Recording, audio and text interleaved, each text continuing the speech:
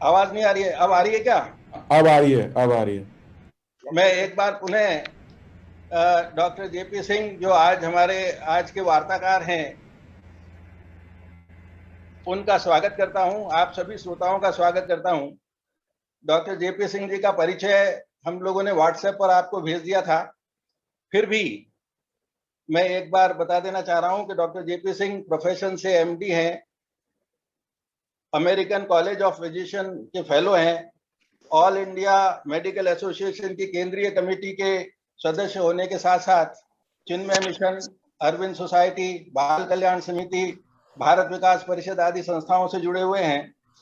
आपने आप पुडुचेरी में जो अरविंद सोसाइटी है उसकी कोर कमेटी के मेंबर हैं। आपने श्री माँ और श्री अरविंद के साहित्य को का खूब गहन अध्ययन किया है। मैं उनको पहले भी 2-3 बार सुन चुका हूँ बहुत अच्छी तरह से। आपके व्याख्यान जो होते हैं बड़े प्रभावी होते हैं। मुझे विश्वास है कि आज हम लोग उनकी वार्ता का आनंद ले पाएंगे। हम मैं एक बार पुनः डॉक्टर जेपी सिंह का और आप सभी का ट्रस्ट की ओर से, मेरी ओर से स्वागत करता हूं। और अब हम शुरू करें। इससे पहले 3 बार हम ओम के नाम का उच्चारण करेंगे और उसके बाद सीधे ही मैं डॉक्टर साहब से निवेदन करूंगा कि वे अपनी वार्ता प्रारंभ करें। वार्ता का जो विषय है वो समत्व योग है, जिस पर वे आज अपनी वार्ता करेंगे। हम ओम के उच्चारण से शुरू करें। ओम।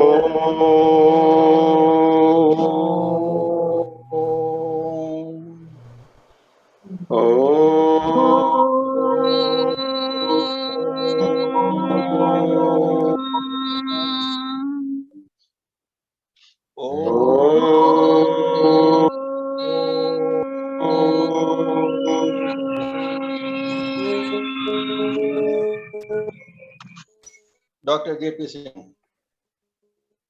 अब मैं बोलना चाहता हूँ, शुरू कर। इस पे मैं नहीं आऊँगा क्या?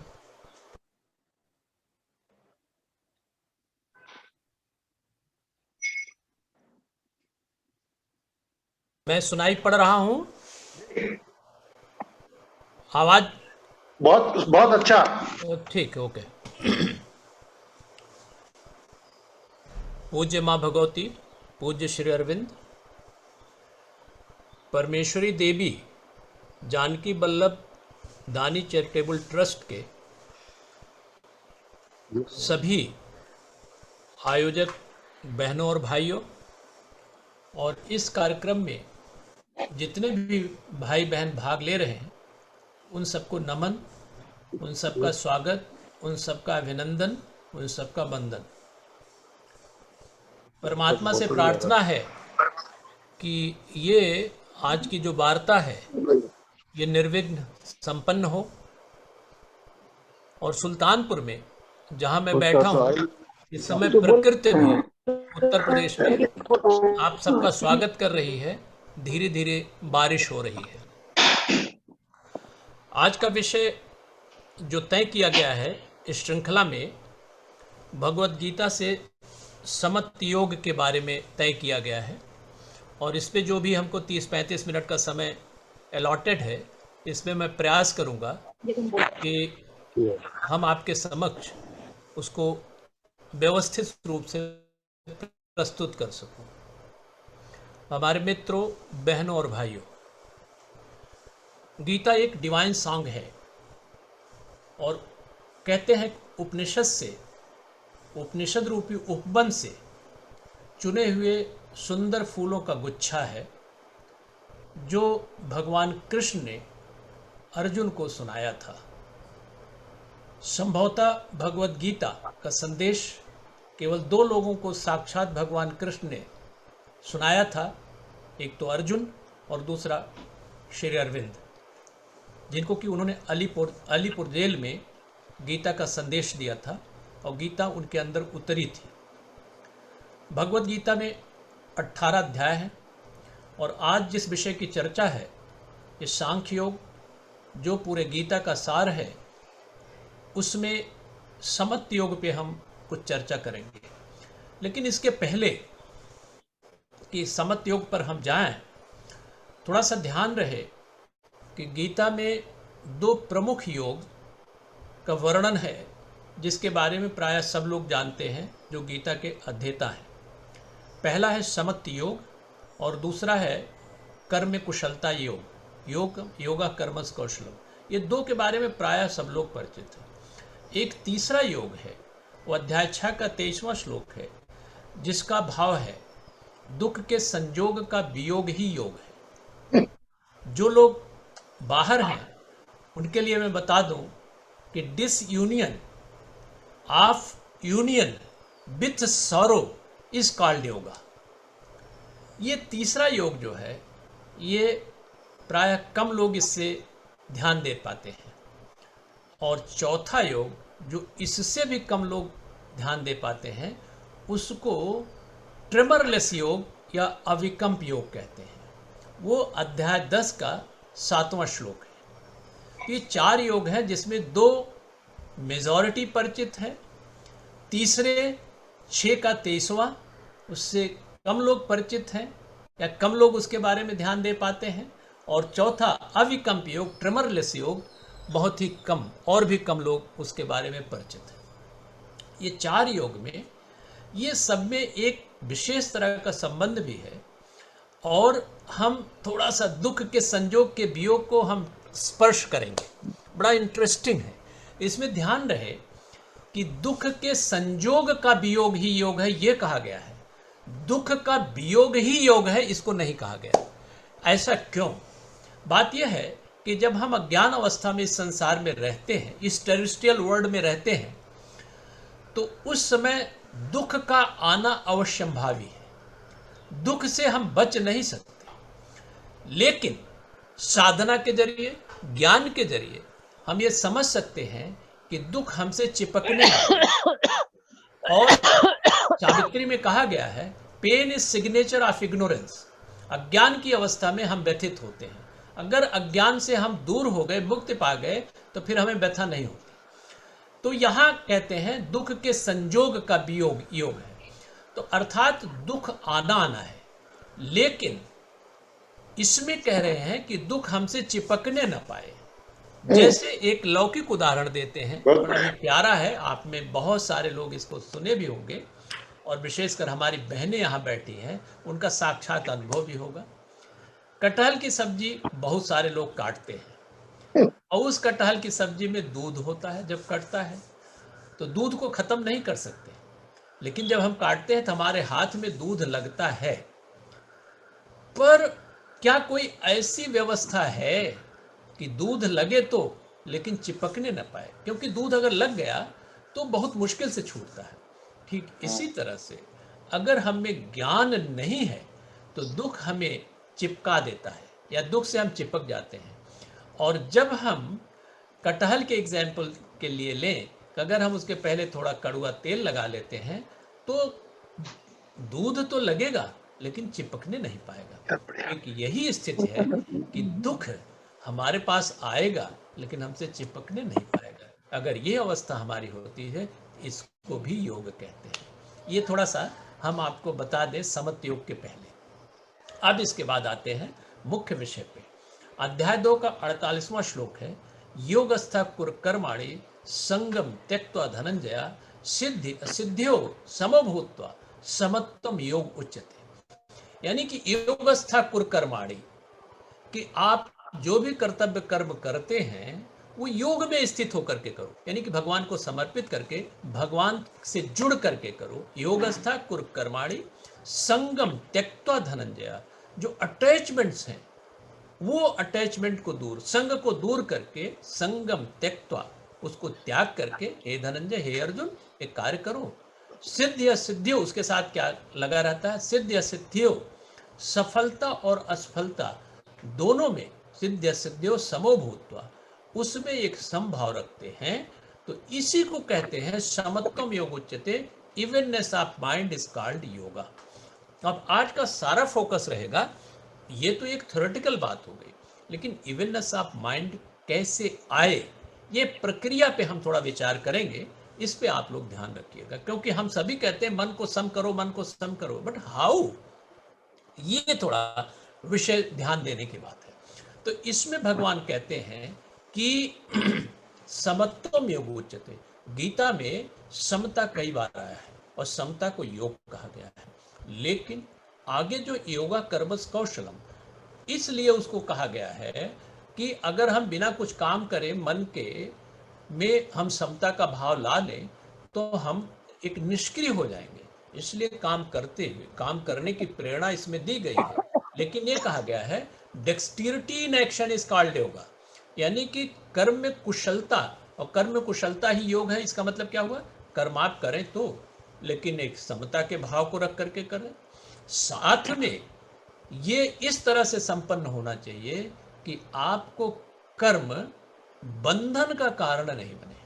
इसलिए बंधन का कारण अगर बन जाता है तो कर्म कुशलता गीता के दृष्टि से नहीं कहा जाता। इसलिए इन दोनों श्लोकों में एक सामंजस्य होता है कि समता का भाव रखते हुए कार्य करिए, तो इसको कहते हैं dexterity in action is called yoga. अब समता के बारे में थोड़ा सा, समता बहुत बड़ा हमारी उन्नति का मापदंड होता है। कैसे? हम लोग बहुत सारे लोग साधना करते हैं, प्राय प्रश्न पूछा जाता है, हम लोगों की जिज्ञासा होती है कि भाई हम इतने दिनों से साधना कर रहे हैं, इतने दिनों से जब तब कर रहे हैं, हमारी उन्नति हुई कि नहीं, ये हमारा एक प्रश्न होता है। दूसरा प्रश्न ये होता है दूसरे लोगों का, एक जगत में जो व्यवहारिक जीवन में रहते हैं वो भी अपने अपने ढंग से काम करते हैं, लेकिन उसमें भी चढ़ाव उतार होता रहता है, तो उस चढ़ाव उतार में समता का भाव कैसे बनाएं। फिर तीसरी स्थिति ये होती है कि जैसे जो प्रशासक लोग हैं, जो बिजनेस वाले हैं, ये सब लोग हैं, ये भी कार्य करते हैं। बिजनेस वालों का तो मान लीजिए बिजनेस करते हैं तो कभी लाभ हानि लगा रहता है, वहाँ तो उनमें समता आ जाती है, लेकिन उनके साथ दूसरी परिस्थिति भी आ सकती है।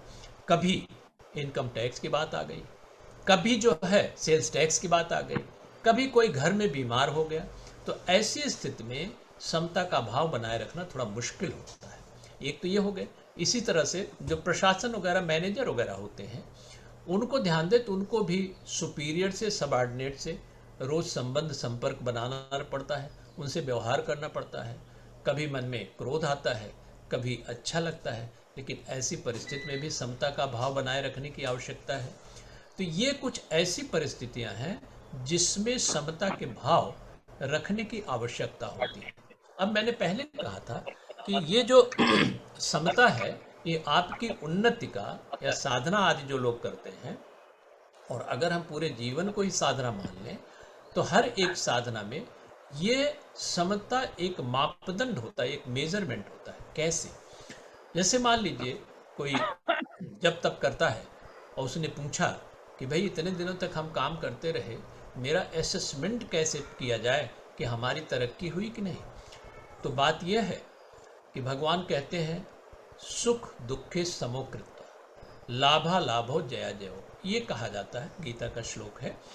तो इसमें होता है कि अगर आपके साथ विपरीत परिस्थिति आई, कोई एक्सीडेंट हो गया, कोई नियरेस्ट डियरेस्ट का शरीर छूट गया, या अप्रत्याशित घटना घटी, उसमें अगर थोड़ी बहुत दुख होगा, लेकिन अगर दुख जल्दी चला जाए या तुरंत खत्म हो जाए तो इसका मतलब आप में समता है।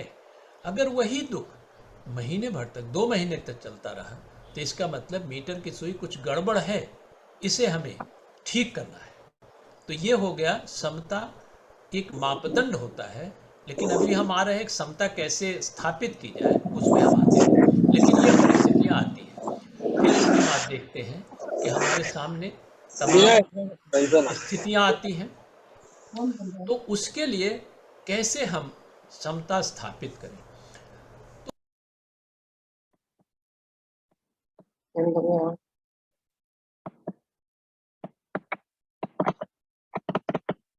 साहब अनम्यूट करो। डॉक्टर साहब आपकी आवाज बंद हो गई। डॉक्टर साहब आवाज, अरे यार बड़ी पैर के चक्कर में उसको अनम्यूट कर रहा था।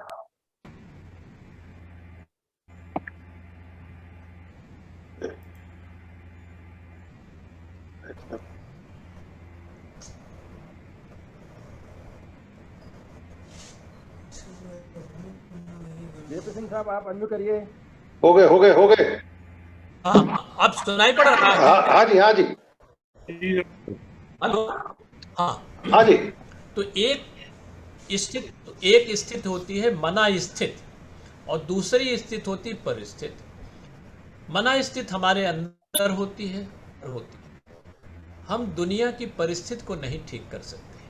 अगर बारिश हो रही है तो कुछ हद तक हम छाता लगा के कुछ बच सकते हैं, लेकिन सारे ऊपर जो छत डाल दें ये संभव नहीं है। अगर हम रोड पे चल रहे हैं, कुछ कीचड़ कंकड़ पत्थर है, तो जूता पहन करके लेकिन पूरी को कारपेटिंग कर दे, ये संभव नहीं है। तो ये सब चीज़ें हमारे जीवन में आती हैं। इसलिए आवश्यकता इस बात की है कि परिस्थिति तो सबके साथ कभी न कभी आएगी गड़बड़, उससे हम बच नहीं सकते। लेकिन हम बच कहाँ सकते हैं, उसको how to face these circumstances, ये एडवर्स कंडीशन कैसे फेस करें, इसके लिए हमें मना स्थिति को दुरुस्त करने की बात है। अब मना स्थिति को दुरुस्त कैसे किया जाए, तो हमारे शास्त्रों में आता है राग द्वेष अकृतो। हम लोग प्राय राग द्वेष पहले से पाले रहते हैं कि हमको ये चीज़ पसंद होगी, ये चीज़ ना पसंद होगी, ये प्रिय होगी, अप्रिय होगी। ये एक राग द्वेष हम पहले से पाले रहते हैं। और राग द्वेष अगर हम पहले से पाले हुए हैं तो निश्चित रूप से हम जो भी कार्य हमारे सामने आए उसका परिणाम आएगा, उसमें हम सुखी दुखी होंगे। इसलिए अभ्यास इस बात का करना चाहिए कि राग और द्वेष से हम मुक्त हो। ये राग द्वेष कर्म फल में भी होता है और राग द्वेष कर्म में भी होता है, दोनों चीजें ध्यान रहे। डबल क्यों आ गया? अब हेलो, हेलो हाँ भाई, किसी सुनाई की पड़ा? डबल चल रही है, रिकॉर्ड आ रही है आवाज। हेलो, डॉक्टर साहब चल रहा है ठीक से, आपकी आवाज आ रही है। आ रही है? जी, ठीक जी। है अरुण जी, हम वो चल रहे हैं। फिर मैंने कहा कि राग और द्वेष कर्म में भी होता है, राग द्वेष कर्म फल में भी होता है। देखें, जब हम कोई कर्म करते हैं तो उसका कोई परिणाम जरूर होता है। वो परिणाम हमारे लिए प्रिय भी हो सकता है, हमारे लिए अप्रिय भी हो सकता है। भगवत गीता में कहा है कि फल का त्याग करें। फल का त्याग का मतलब आसक्ति का त्याग करें।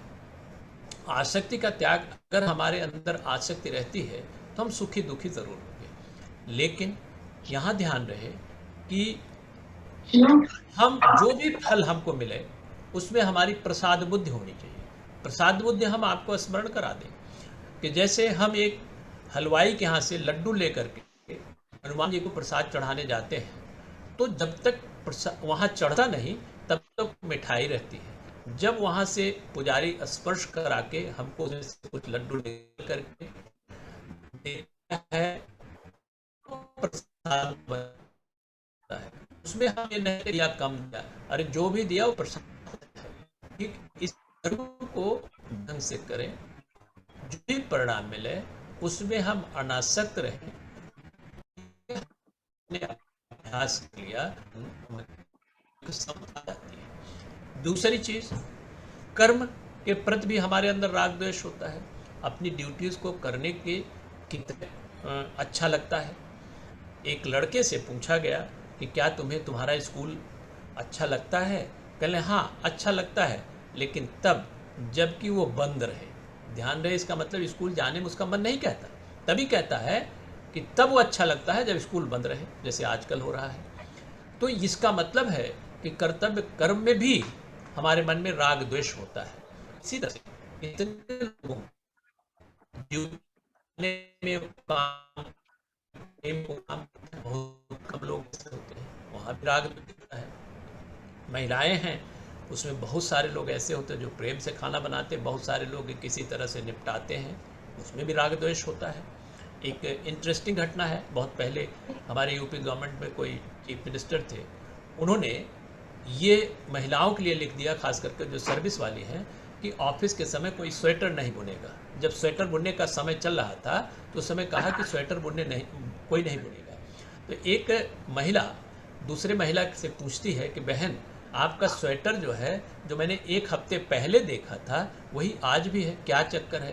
कहले क्या बताऊं बहन, मैं इतने दिन से ऑफिस नहीं जा रही हूँ इसलिए वो काम रुका हुआ है। कार्य करने के प्रति प्रेम नहीं, स्वेटर बुनने के लिए प्रेम है। हमें दूसरों को कार्य अच्छा लगता, अपना अच्छा नहीं। तो कार्य में भी राग और द्वेष होता है, और राग द्वेष को हमें ध्यान रहे, इसको हमें दूर करने की आवश्यकता है। अगर हम दूर करने का अभ्यास करते रहेंगे तो निश्चित रूप से कालांतर में हमारे अंदर समता आ जाएगी भिन्न परिस्थितियों में। अब ये हो गया कि राग और द्वेष को हम दूर करें तो हमारे अंदर समता आएगी, पहली बात हो गई। अब दूसरी बात होती है, हम लोग चलते हैं कि ये समता का भाव हर लेवल के चेतना के डिफरेंट स्तर पे अलग अलग तरीके से देखा जा सकता है। हम किस स्तर पे हैं इसको हमें समझने की ज़रूरत है। तो पहला तो हो गया राग और दोष को दूर करिए। दूसरा होता है कि कर्मफल। हम लोग जानते हैं कि पुनर्जन्म में विश्वास भी करते हैं। ये जीवन को हम केवल जन्म से मृत्यु तक का अंतराल को ही जीवन हम नहीं समझते। जीवन इसके पहले भी था, जीवन इसके आगे भी रहेगा, चलता रहेगा। हम लोग अनंत की यात्रा पे हैं, लेकिन ये भी ध्यान हमारे अंदर होना चाहिए कि जो भी परिस्थितियां आती हैं वो हमारे कर्मों के अनुसार आती हैं। हम लोग बिना मतलब में दूसरे को दोष देते हैं। हमारे कर्म हैं जो परिणाम दे रहे हैं। कहते हैं कि रामायण में कहा गया है, रामचरितमानस में कहा गया है, काहुन को सुख दुख कर दाता, निज कृत कर्म भोग सब भ्राता। इवन भगवान राम पे ही लागू होता है, लक्ष्मण पे भी लागू होता है, किसी पे भी लागू होता है। अगर ये चीज़ हम अच्छी तरह समझ गए कि जो भी फल मिल रहा है हमारे कर्मों का फल है, तो फिर किस बात की परेशानी, क्यों हम दुखी हो। तो ये ध्यान रहना चाहिए कि कर्म के अनुसार फल मिलता है। इस जन्म में हमने किए रहे होंगे, इसके पहले जन्म में किए रहे होंगे। तो हम लोग फिर परिस्थितियों को दोष न दे करके अपने कर्म को दोष नहीं बल्कि कर्म को ही ध्यान दें। कैसा हमने कभी किया रहा होगा। एक बार की बात है, किसी ने कहा कि उनका एक्सीडेंट हुआ, उनको कुछ चोट लगी। तो एक स्वामी जी से पूछा कि स्वामी जी पता नहीं मैंने कौन सा कर्म किया था कि मेरा एक्सीडेंट होगा। तो उन्होंने कहा स्वामी जी ने बड़े अच्छे तरीके से कि कौन सा अच्छा कर्म किया था कि आप बच गए। जब ये भाव हमारे सकारात्मकता आ गई तो निश्चित रूप से हमारे अंदर समता का भाव आ जाता है। हम उसको दोष नहीं देते, लेकिन हम लोग ये देते ऐसा हो गया, ऐसा हो गया, और जो नहीं हुआ उस पर ध्यान नहीं देते। तो इस तरह से मन स्थिति को हम अगर ठीक से कर लें तो कर्म फल जो होते हैं हमारे कर्मों के ही परिणाम होते हैं, इसमें हमें परेशानी नहीं होगी। फिर इसके बाद हम आते हैं, एक दूसरा दृष्टिकोण हो गया कर्म फल का, और तीसरा दृष्टि ये तत्व की दृष्टि से देखें। अब हम लोग पढ़ते रहते हैं, वेदांत के विद्यार्थी भी हैं, श्री अरविंद को पढ़ते हैं, वेदांत को पढ़ते हैं। इतना हम लोग जानते हैं कि ब्रह्म सत्यम जगन मिथ्या, ये ब्रह्म ही सत्य है और जगन मिथ्या है। मिथ्या का लोग कई बार गलत अर्थ लगा लेते हैं। मिथ्या का एक बड़ा ही महत्वपूर्ण भाव होता है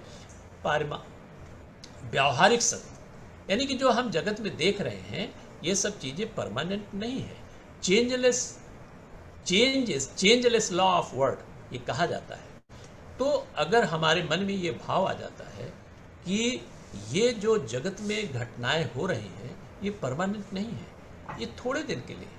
अगर हमारे लिए कोई विपरीत परिस्थिति आती है तो हमको ध्यान रखना चाहिए even this will pass away. हम लोग इन विपरीतताओं पे इतना ज़्यादा इन्वॉल्व अपने को कर लेते हैं कि ऐसा लगता है कि दुनिया में सब खराब है। ऐसा नहीं है। विपरीतताएं देखें अपने जीवन में। हम एक दिन अगर कलम लेकर के अभी तक के जीवन में, कोई 50 साल का हो, कोई 60 साल का होगा, कोई 70 साल का, विपरीतताएं जीवन में थोड़े समय के लिए आती हैं। और ये भाव रखना चाहिए even this will pass away. अर्थात हम तत्व की दृष्टि से देखें तो एक ही सत्य है, वो ब्रह्म, भगवान ही सत्य है। उस पर हम गौर करें, उस पर ध्यान करें तो निश्चित रूप से हमारे अंदर जो व्यथा की प्रवृत्ति है वो खत्म हो जाएगी। तो अगर ये ध्यान को हम तत्व ज्ञाते तत्व का संसार, जो संसार की जो अज्ञानता है वो हमारी मिट जाएगी। और जब मिट जाएगी तो किस बात की हमें राग और द्वेष, किस बात की परेशानी, वो हमारे अंदर एक समता आ जाएगी। अब ये बात हुई कि हम ये तत्व की दृष्टि से अगर देखें, ध्यान रहे कर्मफल की दृष्टि हमने देख लिया, राग द्वेष की दृष्टि से देख लिया, तत्व की दृष्टि से देख लिया। अब चौथी चीज भक्त की दृष्टि से इस संसार को हम देखें, बड़ा प्यारा है भक्त की दृष्टि से। अब हमारे अंडरस्टैंडिंग किस लेवल का है इसको हम एसेस करें और फिर देखें कि उस पर अभ्यास करें, समता निश्चित रूप से आएगी।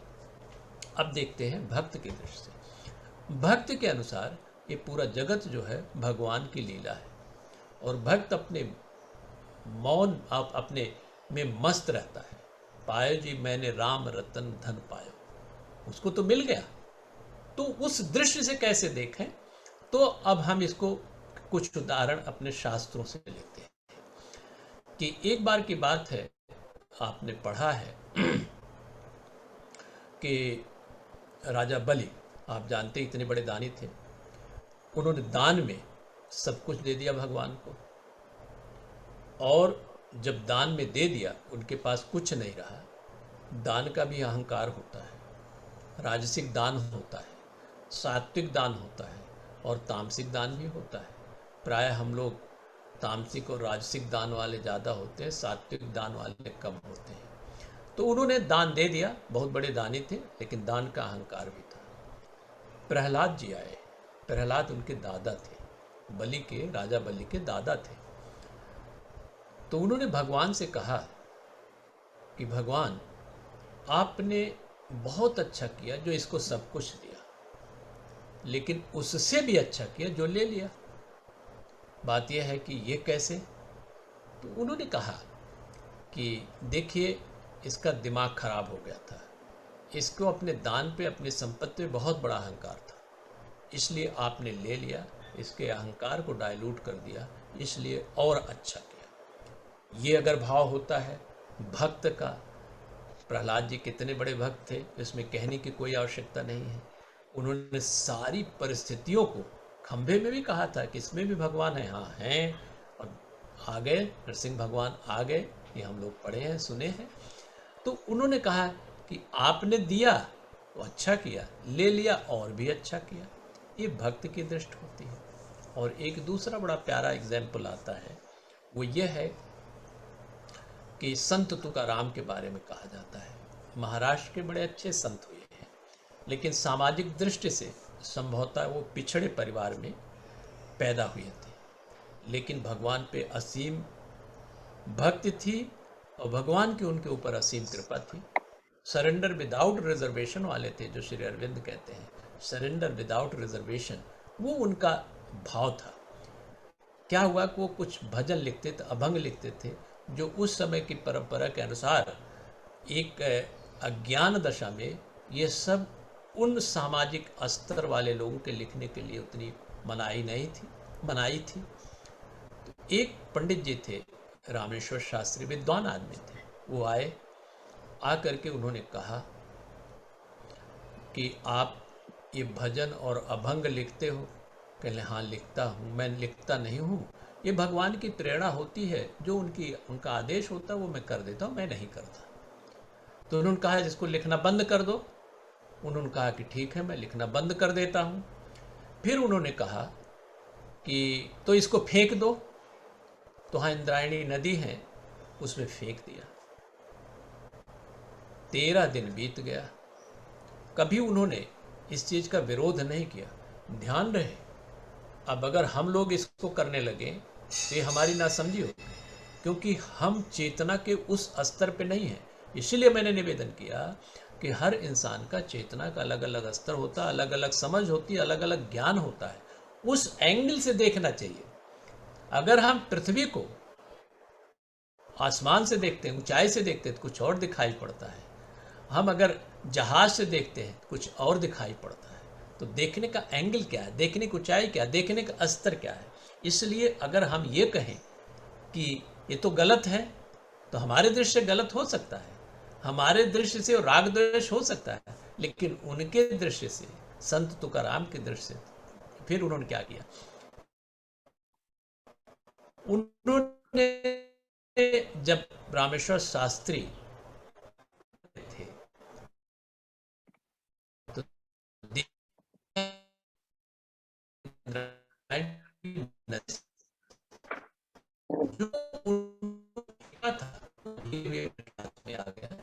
इंटरनेट का कनेक्शन हुआ। पास ताप से जल रहा था, बहुत परेशान थे और वो उनके चरणों में गिर गए। उन्होंने कहा महाराज मुझसे बड़ी आपने किया, वो जो उन्होंने तुमसे कराया वो आपने किया, तो इसमें किस बात का पश्चाताप। उसके बाद रामेश्वर शास्त्री जी उनके भक्त हो गए। आइडिया ये है कि अगर हमें ठीक ठीक तरीके से राइट पर्सपेक्टिव में हम शास्त्रों का अध्ययन करें, विशेषकर भगवत गीता का, तो समता जो है हमारे अंदर आ जाती है। ये डिवाइन सॉन्ग है और ये ऐसा ग्रंथ है जो कहीं जंगल में नहीं दिया गया है, कहीं हिमालय के कंदराओं में नहीं दिया गया, बल्कि उस समय दिया गया जिस समय दोनों तरफ सेनाएं खड़ी थी, उनके बीच में ये दिया गया। ये एक भाव होता है कि क्या इसके लिए शांति की ज़रूरत होती है? ये नहीं, शांति की ज़रूरत उतना नहीं होती जितना समर्पण की ज़रूरत होती है। अर्जुन में एक शिष्यत्व भाव विकसित होता चला गया। होते होते होते होते जब वो भाव विकसित होता चला गया तो समर्पण उनका पूर्ण हो गया। तो भगवान ने सब कुछ समझाते समझाते समझाते, उसके पहले राग और द्वेष था कि कैसे हम अधर्मी हमारे तो हैं लेकिन हमारे रिश्तेदार हैं, उनको हम कैसे मारें, कैसे उनके खिलाफ लड़ाई करें, ये भाव उनके अंदर था। लेकिन धीरे धीरे धीरे धीरे उनकी काउंसलिंग करके अंत में ला करके 18वें अध्याय में कह दिया, सर्वधर्मान परित्यज्य माम एकम शरणम व्रज अहम त्वा सर्व पापेभ्यो मोक्षयिष्याम मा शुचा।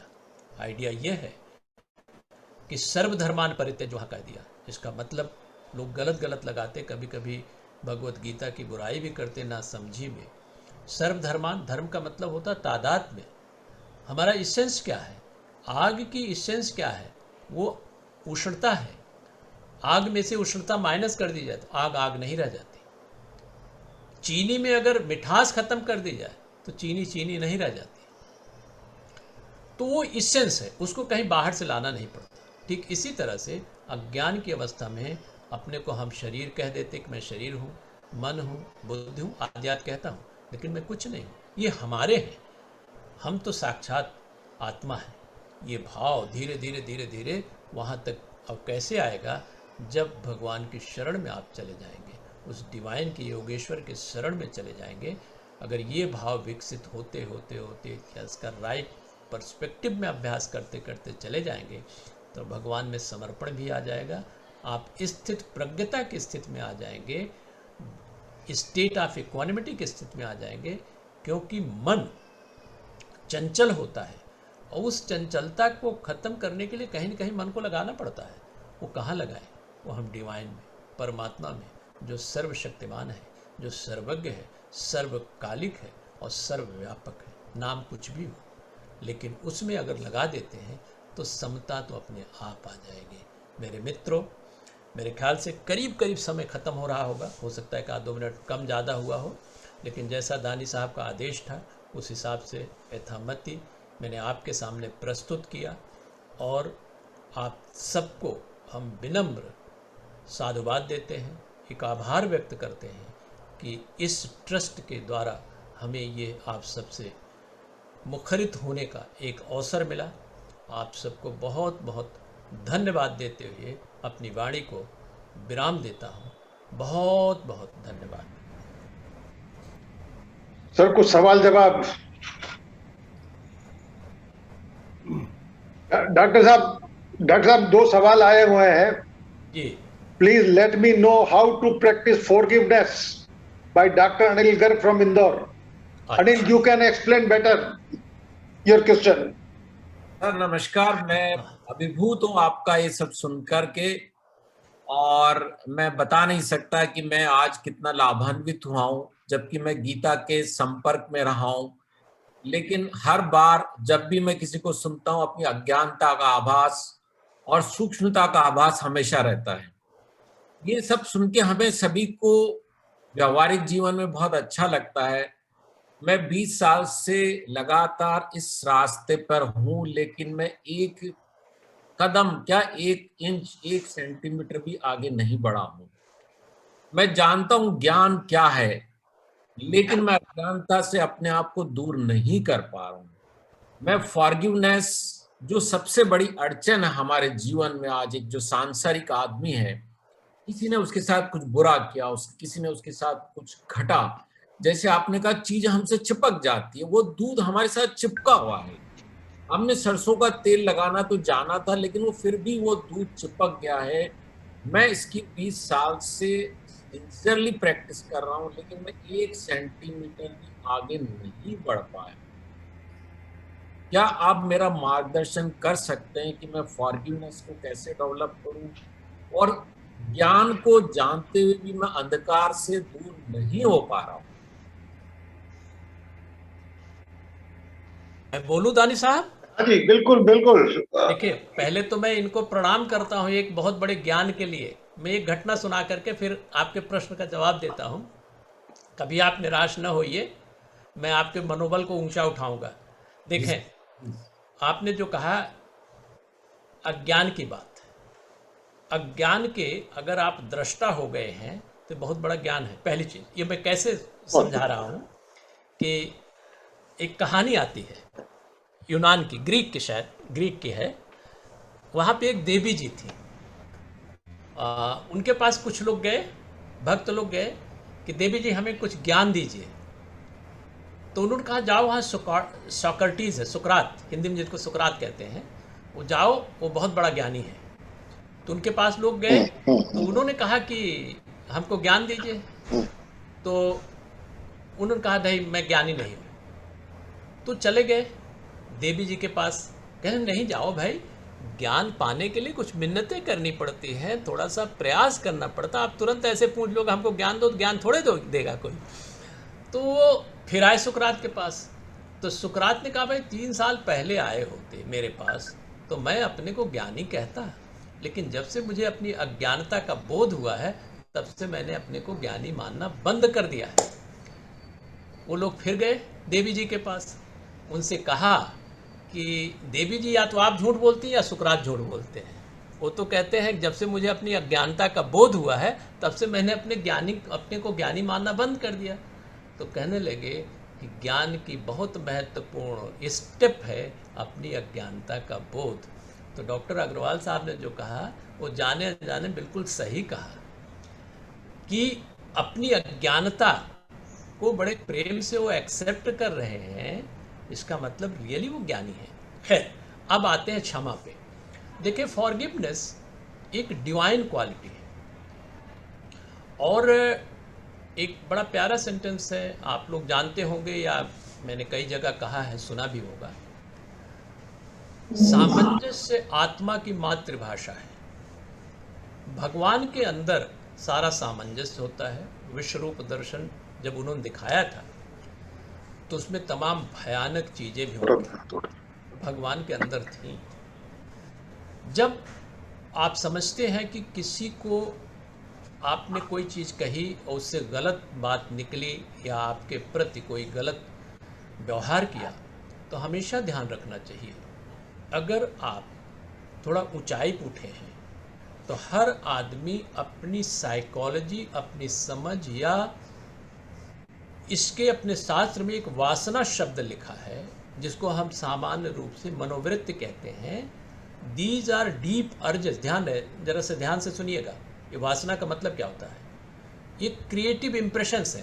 These are deep urges formed as a result of past mental profile, past field of action forming present mental profile. हमारी जो ये मनोवृत्ति है, ये बहुत पहले की तमाम फील्ड ऑफ एक्शन जैसा हमने अनुभव किया है वो हमारे अंदर आई है। हर आदमी, हमारे में भी, आप में भी। अगर इसको हम समझे कि ये व्यक्ति जो बोल रहा है वो अपनी मनोवृत्ति के हिसाब बोल रहा है, अपने संस्कार, सुसंस्कार या कुसंस्कार की वजह से बोल रहा है, तो निश्चित रूप से आप इस पर विचार करिए कि उसके प्रति एक ऐसा भाव रखिए कि वो नासमझ है। और नासमझी का में भी हम बिल्कुल ऐसे रहते हैं कि हम बेबस होते हैं, मैं आपको बताऊं भैया अनिल गर्ग जी कि मदर की वो है, हमारे सोसाइटी वाले तमाम लोग हैं ये जानते होंगे, मदर अपने जो है जो कबर्ड रहती थी, अलमारियाँ रहती थी, उसके रोज़ जो है ताला चाबी सब देख लेती थी, और वो उस जगह पे था जहाँ पे लोग पहुँच नहीं सकते थे, केवल कुछ ही लोग जाते थे जो उनके बड़े ख़ास माने जाते थे। तो किसी ने पूछा कि माँ यहाँ तो कोई आता नहीं, फिर भी रोज़ ये ताले चाबी क्यों चेक करती हैं? कहने लगे हमें उन पे कोई डाउट नहीं है, लेकिन हमारे अंदर हर तरह की प्रवृत्तियाँ रहती हैं। कब कौन सी प्रवृत्ति सामने आ जाए उस पे उसका वश नहीं होता, इसलिए इनको हम चेक करते हैं, क्योंकि जो ये जिसको हम निर्जीव कहते हैं इसमें भी चेतना होती है, इनके प्रति भी हमें सुरक्षा और रेस्पेक्ट का भाव होना चाहिए। तो जब ये चीज़ हम लोग प्रैक्टिस करेंगे कि वो अपनी साइकोलॉजी के अनुसार बात की है, तो धीरे धीरे आपको अगर आप थोड़ा और समझेंगे तो निश्चित रूप से आपके मन में उसके प्रति एक दया का भाव आएगा कि he is at fault, not knowingly, बल्कि इसके अंदर की जो प्रवृत्ति है, वासना है, उसके अनुसार बोल रहा है। जब इसका अभ्यास करेंगे, जैसे आप अपने बच्चे को देखते हैं, कई बार बच्चा अपना बड़ा गड़बड़ बोलता है, लेकिन उसके प्रति आपके मन में प्रेम है, उसको डांट फटकार भले देते हैं लेकिन उसकी कोई दुश्मनी रखते हैं, तो उसमें फॉरगिवनेस होती है। इसलिए अपने को अगर व्यापक बनाएंगे तो धीरे धीरे फॉरगिवनेस आती चली जाएगी।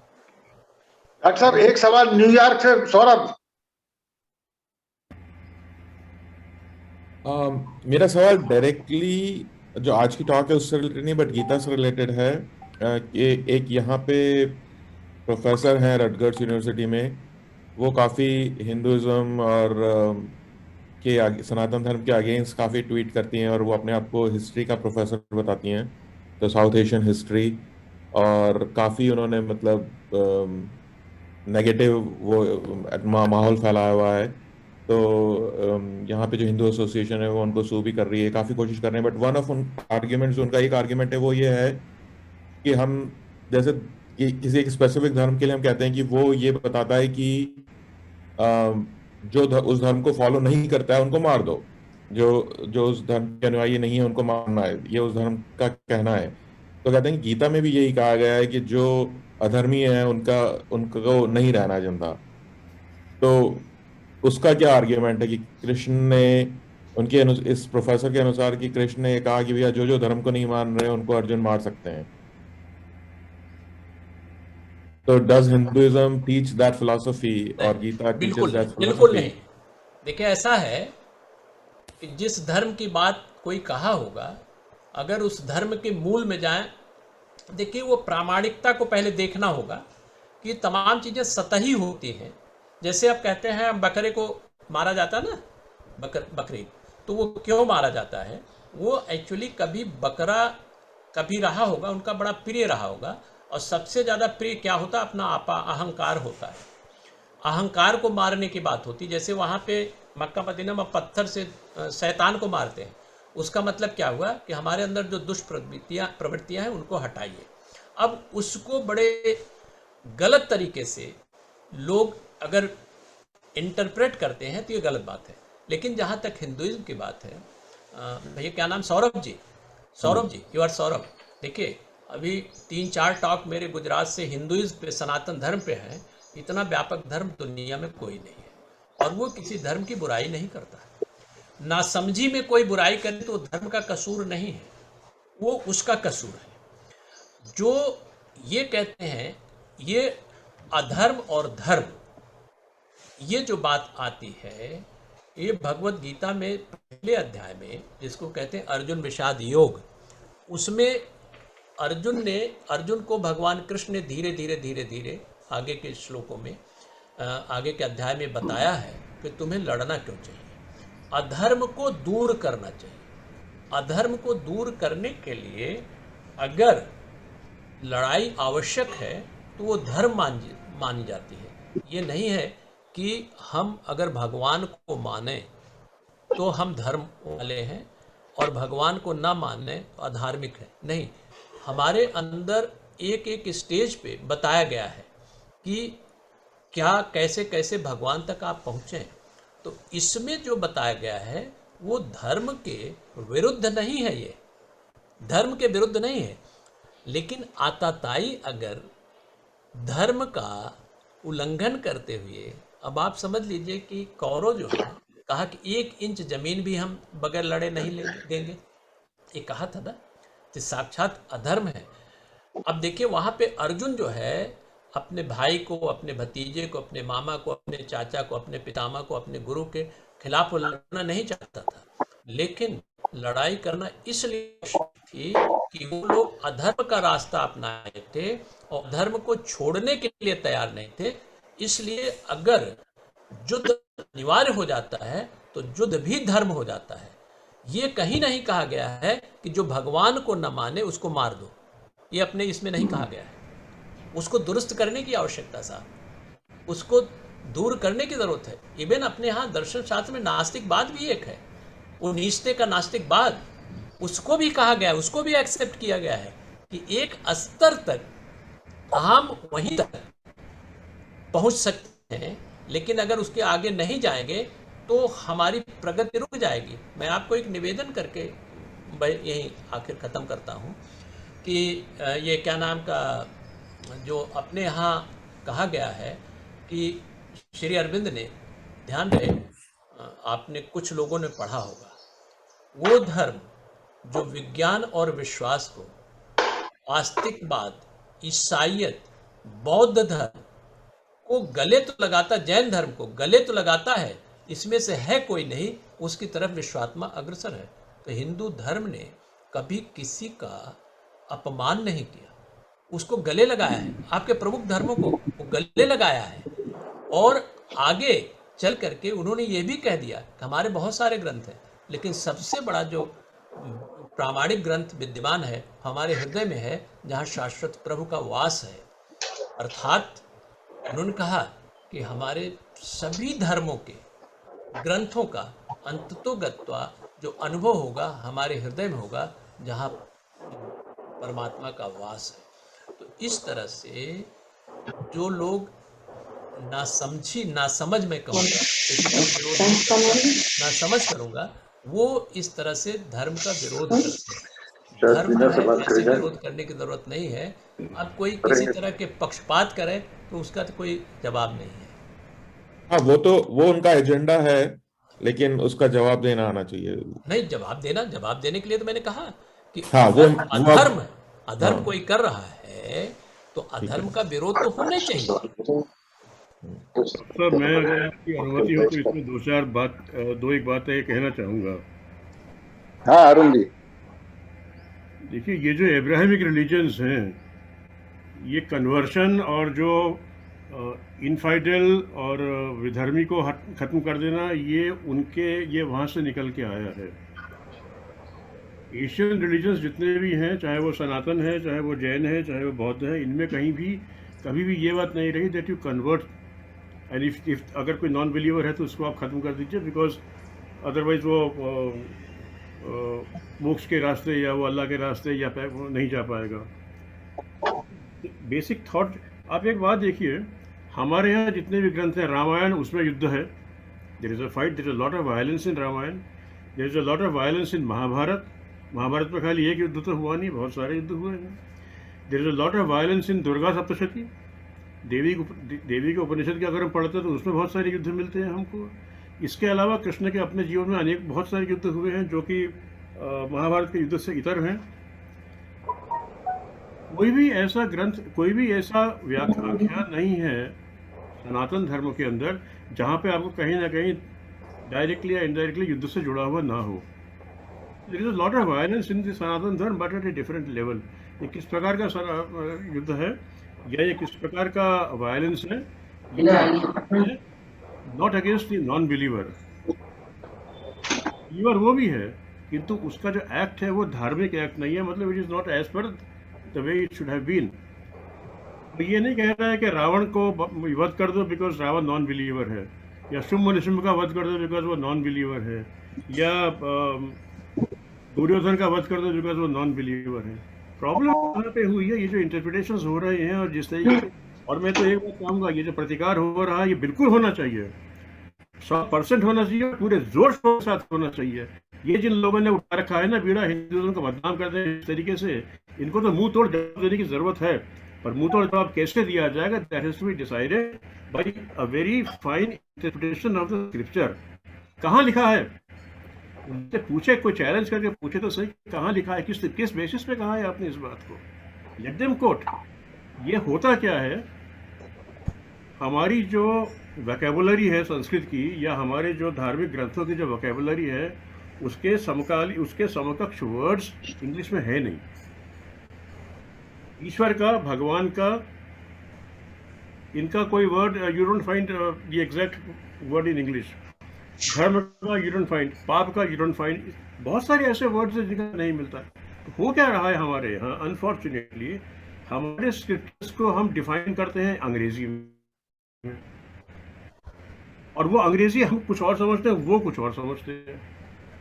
वो हमारे स्क्रिप्चर्स का मीनिंग निकालते हैं उनकी अंग्रेजी के मीनिंग के हिसाब से। धर्म को रिलीजन तो नहीं कह सकते ना हम, मगर उनके लिए वो रिलीजन है। रिलीजन उनके लिए है सप्ताह में एक बार जाना, once a week go to the church, charity करिए, और जो नॉन बिलीवर है उसको बिलीवर में कन्वर्ट कर दीजिए, that is the full stop. किंतु हमारे यहाँ तो बहुत व्यापक अर्थ है। अनफॉर्चुनेटली छोटी सी संकुचित उनकी जो विचारधारा डेवलप हुई है because of the पॉसिटी of the words in the language. Sir 4 minute में कॉल खत्म हो जाएगी, 6 o'clock call will be over.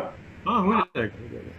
ये जो इंटरप्रिटेशन है, ये इंटरप्रिटेशन भी गलत है, इसको तो बहुत जोर शोर से इसका करना चाहिए अधिकार, और अगर इसमें जरूरत पड़ती है तो there should be an appeal made to people like doctor JP Singh, and there are so many others also.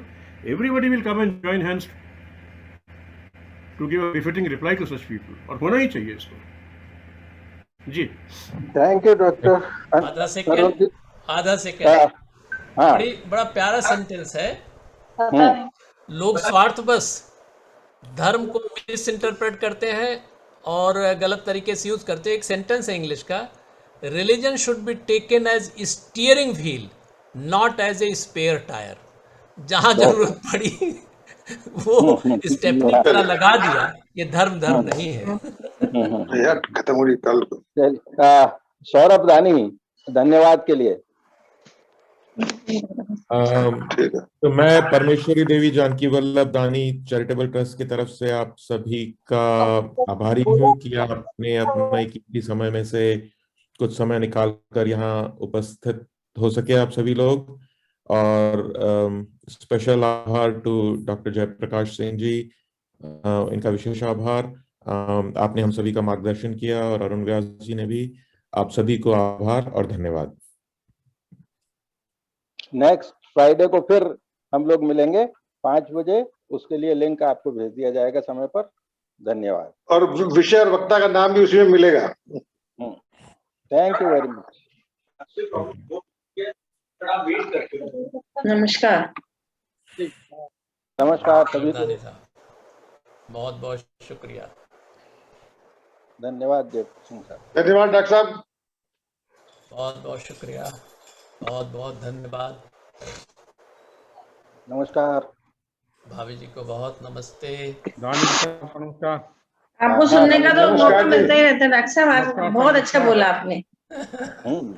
आज आपके प्रोफेशन के बहुत डॉक्टर हैं हमारे पास। आज मेडिकल डॉक्टर बहुत है इस टीम में, सुनने वालों में। Anil Garg is my brother.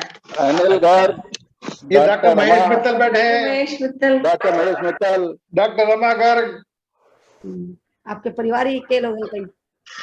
तो एक ओपीडी है तो डॉक्टर तो बहुत से चाहिए ना ओपीडी में। नहीं, वो अच्छा ओपीडी रहता है ना।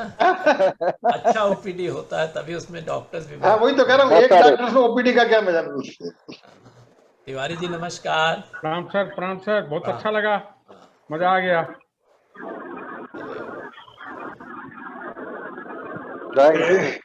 गोयल साहब तो नमस्ते। अभी दिखाई पड़ रहे हैं गोयल साहब। आवाज नहीं आ रही है। खत्म, एक सेकंड।